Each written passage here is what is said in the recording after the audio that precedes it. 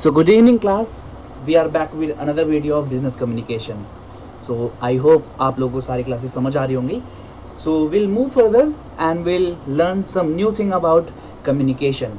And जैसे कि मैंने आपको पहले ही बताया था कि अगर हम इस कम्युनिकेशन को यूज़ करते हैं बिजनेस में, that's called business communication. So आज हम इसके बारे में ही आगे बात करने वाले हैं. So let's begin. तो अगर आपको याद हो हमारा लास्ट एग्जाम्पल, उसमें क्या हुआ था कि जब मैं बस स्टैंड पे बैठा हुआ था तो दूसरा पर्सन जब मेरे पास आया था तो उसने क्या करा था, उसने मेरे को पहले कुछ बोला था. ही स्पोक समथिंग बट वो मेरे को समझ नहीं आया. तो आफ्टर दैट उसने मुझे क्या करा था, एक पेपर पे कुछ लिख के दिया था. I hope you remember. तो इस पर्सन ने मुझे पेपर पे कुछ लिख के दिया था.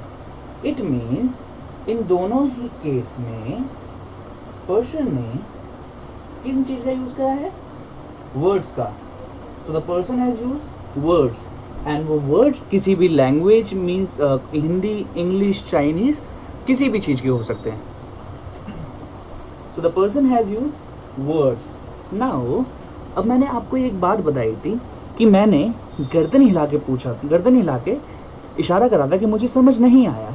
सो मैंने गर्दन जो थी हिलाई थी. Just suppose I not. तो क्या मैंने कुछ वर्ड्स यूज करे थे? नो. सो जहां मैंने वर्ड्स यूज नहीं करे तो यहाँ पे मैंने कहा no words. Similarly in business communication अगर मैं कम्युनिकेट कर रहा हूँ तो क्या मैं वर्ड्स के साथ कम्युनिकेट कर सकता हूँ? यस.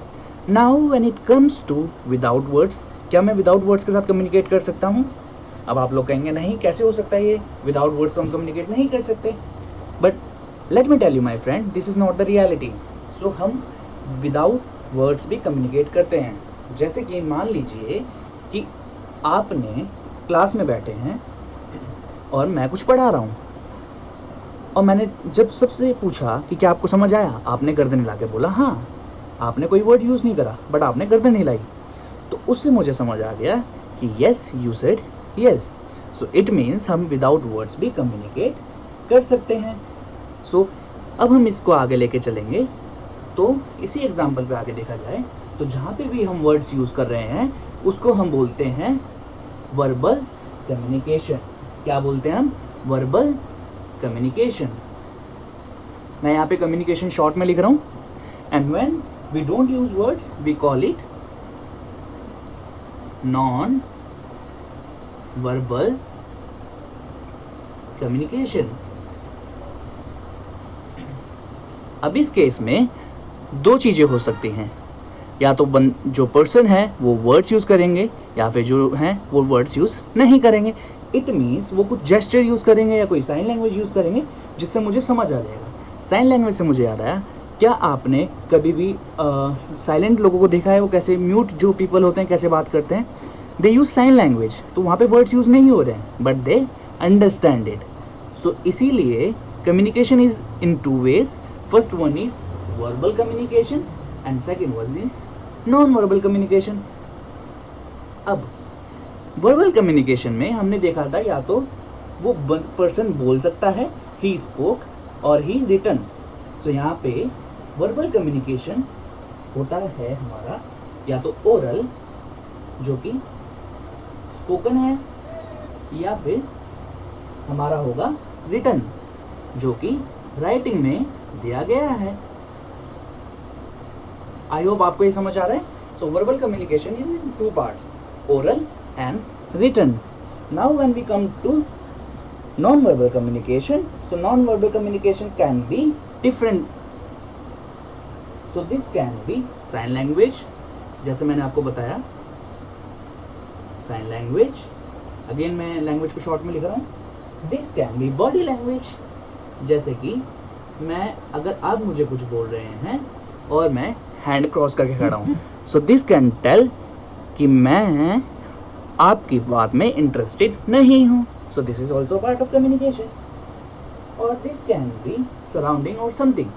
सो मेन हम लेके चलते हैं साइन लैंग्वेज, बॉडी लैंग्वेज, और it can be para language, it can be space, surrounding, etc.